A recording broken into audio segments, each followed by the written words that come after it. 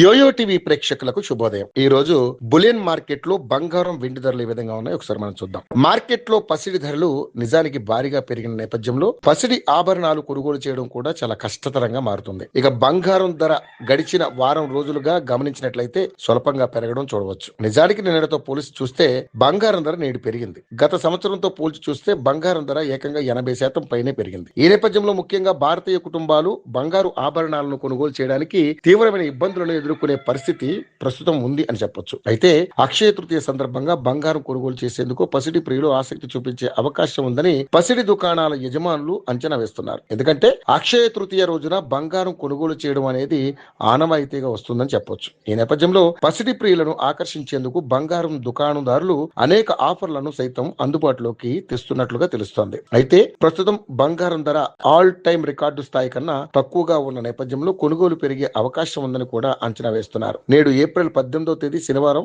బంగారం ధరలు ఇలా ఉన్నాయి. 24 క్యారెట్ల 10 గ్రాముల బంగారం ధర 1,54,850 రూపాయల వద్ద పలుకుతోంది. ఇక 22 క్యారెట్ల 10 గ్రాముల బంగారం ధర 1,41,946 రూపాయలు పలుకుతోంది. ఈ రోజు హైదరాబాద్ లో కిలో వెండి ధర 2,74,900 గా ఉంది. హైదరాబాద్ లో వెండిని కొనుగోలు మరియు విక్రయించే వ్యాపారులు అనేక మంది ఉన్నారు.